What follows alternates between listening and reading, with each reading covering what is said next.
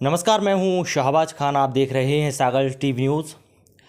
मेरे साथ आज सागर की ऐसी महिला मौजूद हैं जो कि लगातार समाज में काफ़ी कुछ, वो बच्चों को ही नहीं बल्कि तमाम उम्र के जो लोग हैं उन सभी के बीच वो जाती हैं, कई सारी बातें वो कहती हैं समाज के लिए। और ख़ासकर एक मुहिम उन्होंने छेड़ी हुई है गालियों को लेकर। जिस तरह से समाज में गालियों का चलन बढ़ा है, छोटे से लेकर बड़े तक, और कई सारी चीज़ें इसमें शामिल भी हुई हैं। लेकिन मैं बात कर रहा हूं डॉक्टर वंदना गुप्ता की, समाज सेवी भी हैं। मैं सीधे उनसे बात कर लेता हूं। बहुत बहुत स्वागत है मैम आपका सागर टीवी न्यूज़ पर। जी धन्यवाद सागर टीवी न्यूज़ को।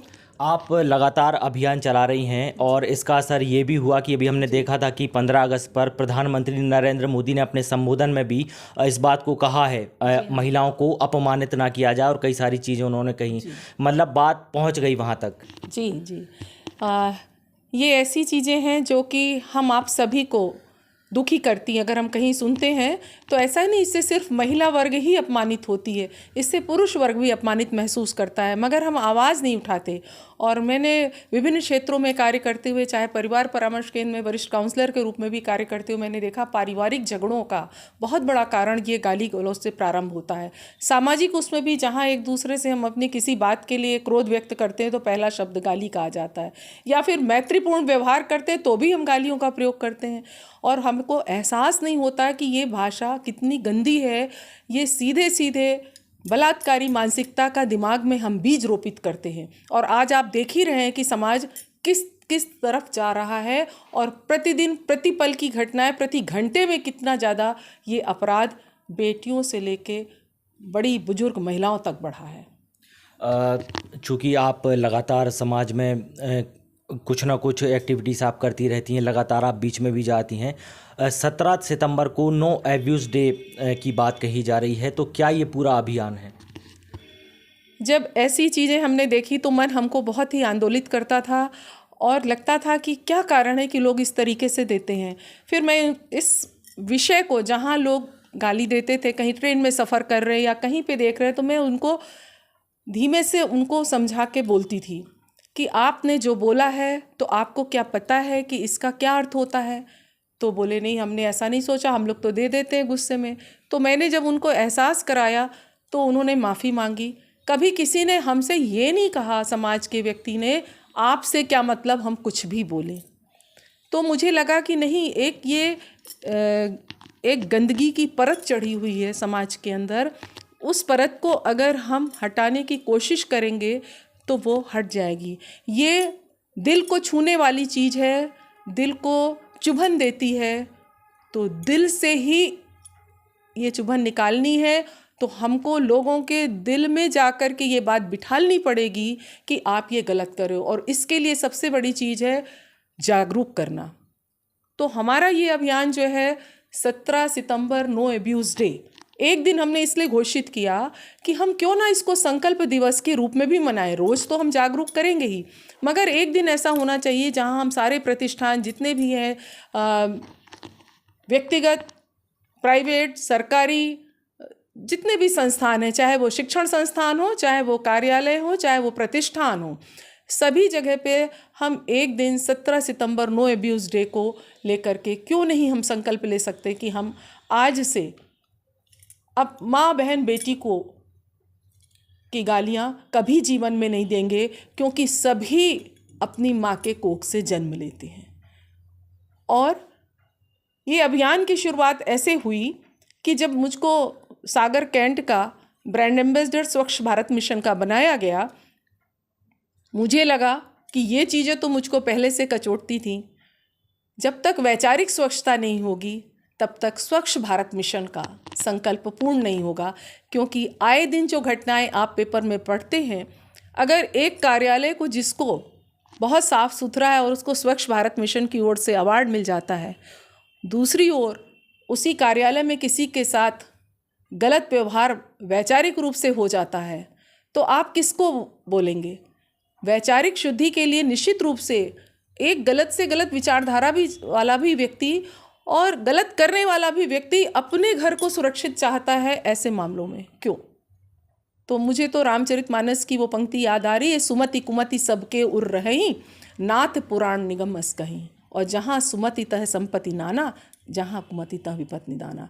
कि अच्छी और बुरी मति माने बुद्धि सबके अंदर रहती है। हमें अच्छी को बढ़ा देना है, अपने आप उसके अंदर, व्यक्ति के अंदर बुरी बुद्धि जो है उसका प्रतिशत कम हो जाएगा। तो 17 सितंबर नो अब्यूज़ डे का यही उद्देश्य है कि हम उनको जागरूक करें कि अपनी अपनी घर में मातृशक्ति है। नवरात्रि में माँ की आराधना हम करते हैं, अभी नवरात्रि आने वाला है, तो हम जो भी भक्त हैं, हम जो अपनी माँ का पूजन करते हैं और जो मातृशक्ति का पूजन करते हैं, मानते हैं, वो माँ बहन बेटी की गालियाँ ना देने का संकल्प लें। मैम, आप चूँकि अभी जैसे मैं 17 तारीख की बात कही जा रही है, आपका जो बैनर है उसको लगभग अभी 3 साल हो जाएंगे, चौथे साल में वो प्रवेश कर लेगा। लेकिन ये काम तो आप सालों से कर रहे हैं, तो आपको क्या लगता है, क्या आपने देखा समाज में कि कितना असर इस चीज़ का पड़ा है?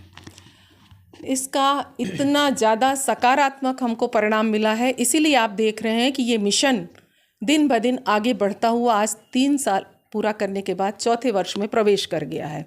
पहले साल में हमने अलख जगाई, हम राष्ट्रव्यापी अभियान हमने किया, शिक्षण संस्थाओं में सभी जगह हम गए, जितने भी यहाँ आपके कार्यालय हैं सब जगह हम गए। और फिर हमने इस पे एक पिक्चर भी यूट्यूब पे आप देख सकते हैं, घुटन समाज की बनाई। इसका वही नग्न स्वरूप हमने दिखाया है जो कि हम समाज में धड़ल्ले से उसको दिखाते हैं प्रतिदिन। दूसरे वर्ष में हमने इस चीज़ को और आगे बढ़ाते हुए आए, हम विश्वविद्यालय स्तर पर पहुँचे और फिर यहाँ से हमने जो है केंद्रीय विश्वविद्यालय, डॉक्टर हरि सिंह गौर केंद्रीय विश्वविद्यालय ने इसको मनाया, जागृति हुई।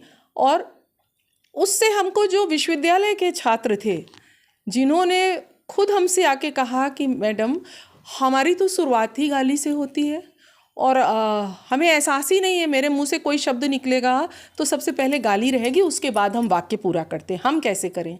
तो मैंने उससे कहा कि तुमको गाली देना, शब्द पहला गाली का इस्तेमाल करोगे तब वाक्य शुरू करोगे, किसने सिखाया, किसने प्रेरित किया? बोला किसी ने नहीं, आदत पड़ गई। तो हमने कहा अब तुमको छुड़ाने के लिए भी कोई व्यक्ति नहीं आएगा, तुम स्वयं संकल्प लोगे, यही तुम्हारी इस बुरी आदत को छोड़ने का विकल्प है। तो तुम स्वयं में संकल्प लो। इसके बाद वो स्वयं बहुत से बच्चों को संकल्प दिलाने वाला हो गया जिससे कि लोग पीड़ित थे, और उसने खुद जो है इस पे नियंत्रण कर लिया। तो ये आप देखिए 1 साल के अंदर इतना बड़ा परिवर्तन। और अगर हम निकलते हैं, सागर में भी कहीं निकलते हैं या किसी जगह पे जाते हैं, तो लोग हमको ये मैडम गाली इनके सामने तो नहीं, तो लोगों के अंदर अगर एक बार ये एहसास आ गया है कि ये शब्द गलत है, क्योंकि हमको देख के वो क्यों सोचते हैं ऐसा, उन्हें लगता है कुछ गलत है जो हम बोल जाते हैं, नहीं बोलना चाहिए। तो ये एहसास तो हो गया है, ये एहसास और घर कर जाएगा तो उस दिन से पूर्ण विराम लग जाएगा। और हमें खुशी है कि हम सब बहनें मिल करके इस कार्य को राष्ट्रव्यापी आंदोलन के रूप में इसको हमने लिया है।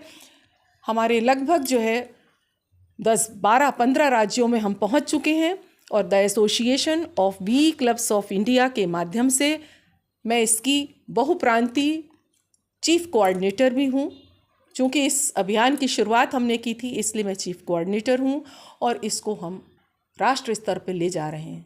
और जितने भी हमारे इस अभियान से संबंधित जब से शुरुआत की, मैंने सारे पत्र प्रधानमंत्री श्री नरेंद्र मोदी जी को भेजे हैं और हर बार कुछ ऐसा लिखा है जो हृदय को स्पर्श करने वाला हो और इस स्वच्छता के बारे में भी सोचने वाला हो। और मैं धन्यवाद भी आपके चैनल के माध्यम से देती हूँ कि माननीय श्री नरेंद्र मोदी जी ने लाल किले से इस विषय को उठाया है और सभी देशवासियों से इस अपमानजनक भाषा को ना बोलने का संकल्प लेने की बात कही है। ये इस अभियान की बहुत बड़ी सफलता है और इसने हम सभी को और अधिक प्रेरित किया है कि हम एक एक व्यक्ति तक पहुँचें जहाँ भी ये गंदगी है। शुक्रिया मैम बात करने के लिए। जी बहुत बहुत धन्यवाद सागर टीवी चैनल को, क्योंकि वो हमेशा की तरह एक अच्छा समाचार जो समाज को बुराइयों से दूर ले जाता है और सही समाचार उसको जिस प्रकार से दिखाते हैं उनके लिए हम भी तहे दिल से शुक्रिया अदा करते हैं। शुक्रिया मैम। डॉक्टर वंदना गुप्ता जी हैं और अभी आपने काफ़ी कुछ सुना होगा।